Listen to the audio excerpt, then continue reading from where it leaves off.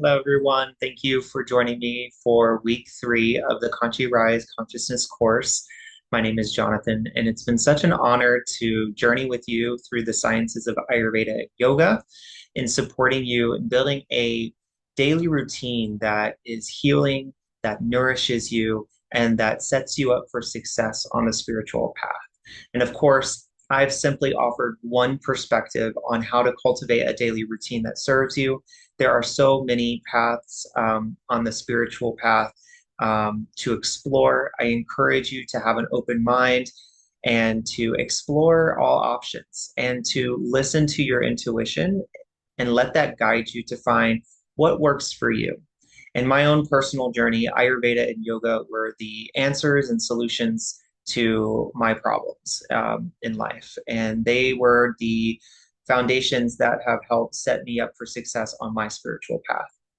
And I also recognize the validity of so many other paths. I really love shamanism, which comes from South America and a lot of Latin cultures, as a system of medicine and traditions that also guide you on the spiritual path. Definitely worth exploring how plant medicine can support you on the journey, although I'm not advocating to or to not participate in those ceremonies, but it definitely can be a way to integrate your experience and to move forward on this path and journey we call life. And today I want to focus on something that I think is always important to come back to, no matter what spiritual practice or path or approach you take in life, and that is integration. So, how do we integrate the knowledge, the wisdom, the experiences that we have with this knowledge into our daily life and into our daily routine to create a lifestyle that supports us on the spiritual path? And so, over the course of this week, we've talked about different Ayurvedic recommendations for dinacharya, for cultivating a daily routine that supports us, aligning our behavior with the cycles of nature. We've talked about yoga, the practices of yoga that help us build the moral code and the inner fortitude to walk the spiritual path and to raise consciousness. We've talked about techniques, practices, and various resources that are available to support you. But at the end of the day, what it's all about is supporting our integration. And so, what does integration mean? Well, it can mean so many things to so many different people. But my perspective is that integration is a process of coming back into wholeness, feeling whole and complete in who we are in this body, in this life, walking our path towards our North Star, whatever that means for you. And so for me, integration has been a process of integrating all my traumas, all my experiences, all the stories and narratives, all the things that other people have said or done to me, all the things that I've done and said to other people, all the knowledge that I've attained, integrating it into my life to feel into and to express what wants to come through more naturally. And I think the key to integration is naturalness, letting what naturally resonate for you come into your life more and allowing what doesn't resonate to you to just fall by the wayside. There's no need to force any practice. There's no need to force yourself to be uncomfortable. Although there is a healthy level of exploring discomfort and getting comfortable with discomfort, because life isn't always about being comfortable. Sometimes the key to our growth and developing our consciousness is putting ourselves outside of our comfort zone and exploring things that don't feel good. And that is something that can actually set us up for success if we're willing to experience it and to integrate it in a way that brings us back to wholeness, to remembrance, remembering who we are as a soul, as a spiritual warrior, as a holistic, multidimensional being with so many various attributes, so many qualities, so many characteristics that it's not possible to define us by one thing. And so I believe that this life is all about exploring who we are on all levels of our being. And integration is bringing together all those parts of ourselves so that we are more in alignment, so that we walk the path with more compassion, more empathy, more knowledge, more informed, more educated, and ultimately more conscious. So being more conscious. And that's ultimately the goal of this series, of this course, is to help you walk your path to be more mindful and more conscious so that you can experience higher states of consciousness. And I am really inspired by uh, Maharishi Mahesh Yogi, who is the founder of the Transcendental Meditation Technique. And he's also the founder of Maharishi International University, where I studied and got my master's degree in Ayurveda and integrative medicine. And he was a pioneer in developing consciousness and actually developed the TM technique as a meditation tool to help us reach higher states of consciousness. And in this last video, I want to just mention the different states of consciousness that he outlined and that may resonate for you as a path moving forward. So he outlined that there are 7 states of consciousness, and we are very familiar with 3 of the 4 of the 7 states. So the first 3 being deep sleep, uh, waking state, and dream state. So deep sleep is a state of consciousness where there's no awareness. There's just no awareness of self. We're not aware that we are alive. We just go into a comatose, right? And that state is actually useful for rejuvenating the body on all the levels that we talked about in our day 3 video. But then there's the waking state of consciousness, right? That we're familiar with, where we're in the conscious mind, we're processing things in this realm, on this plane of reality, and experiencing ourselves on that level.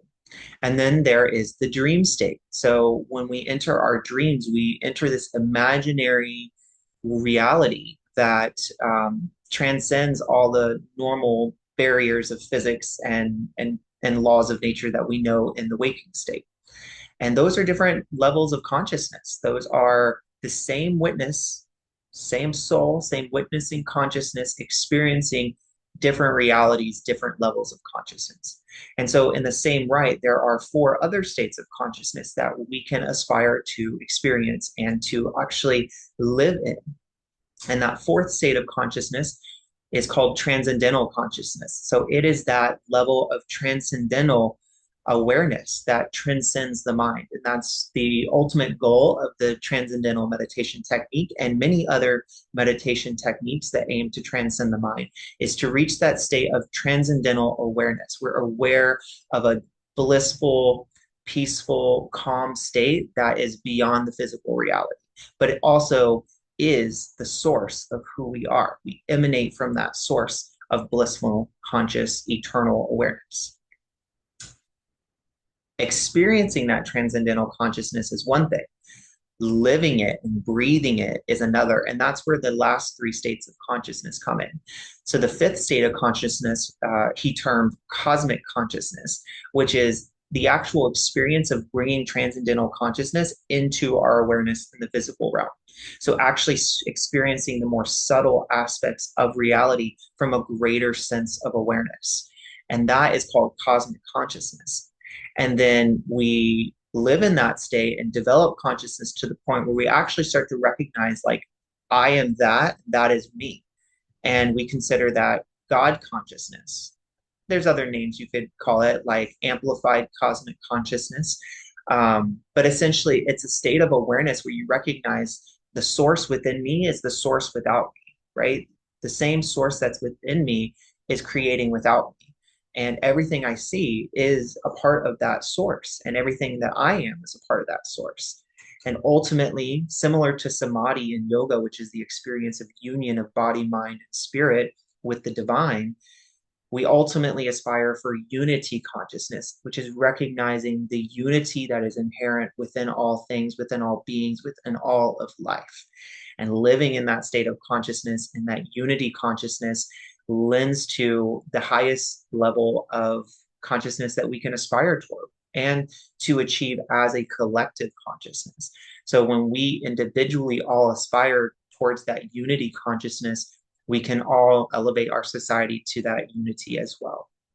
And I really love contemplating those stages of consciousness because it grounds me into why I practice what I do and why integration is such an important part of the spiritual path. Because when we recognize that everything is ultimately connected and interconnected, and we are all a part of source, every person, every animal, every plant, every even an animate object is somehow an expression of the one infinite creator of source of consciousness, then we realize that everything is consciousness. And therefore, everything about me is a part of source. And so integrating, bringing it back in to come to wholeness within myself is the path, is the ultimate purpose of walking the spiritual path. And ultimately, it's what inspires me to do my yoga practice, to do my breath work, to meditate, to eat well, to take care of my physical body, to get a good night's sleep every night or as many nights as I can, and to follow all the other general recommendations that have been provided through this week's course, because ultimately I want the experience of unity and I want to see myself in others and I want to see others in myself.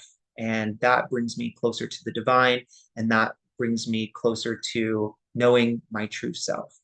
And that's my hope for you. My hope for you with all of this information is to integrate your whole being and to integrate each practice in a way that feels natural and good for you.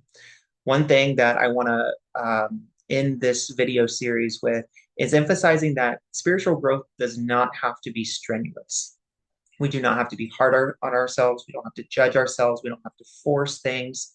Although there is a healthy level of aspiring to be more disciplined and to cultivate consistency in our practices and in our daily routine so that it anchors us and grounds us on the spiritual path, it's so important to allow for fluidity, to not become rigid in our ways, to not be rigid in our perspectives. I admit that Ayurveda and yoga may not resonate for most people or for many people, and that's okay. Everybody is entitled to their own experience, and it is your duty to yourself to explore all that life has to offer you and to integrate into your being what resonates for you so that you feel more whole and complete in who you are naturally. And so that's the message I want to leave you with today. And I have one final breathing technique that I want to introduce to you, which is a great vagus nerve stimulation exercise. So the vagus nerve, if you're not already familiar, is one of the main nerves that activates the parasympathetic nervous system that runs through our body. And this pranayama that we'll do will actually involve stimulating the vocal cords so that you can stimulate the parasympathetic nervous system. So it starts with closing your eyes, covering your eyes with your hands, and closing off your ears with your thumbs.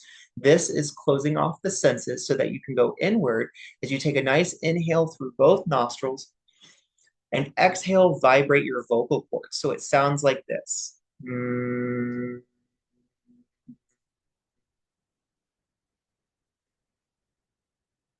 you just exhale for as long as you can. And you can do 5 rounds, you can do 10 rounds, or as long as is comfortable, and exhale for as long as is comfortable while vibrating your vocal cords. And this is called Bumblebee breath or Bhramari breath. It's a wonderful vagus nerve stimulation exercise that helps calm the nervous system and is considered a pranayama. So I hope you enjoyed this series. I thank you again so much for being here, for doing the inner work. I'm inspired by you and by people like you who are walking this path and who want to discover their true nature more deeply. So with that, I send you off and wish you well wishes. Have a great life, and hopefully I will see you around at some point. Take good care.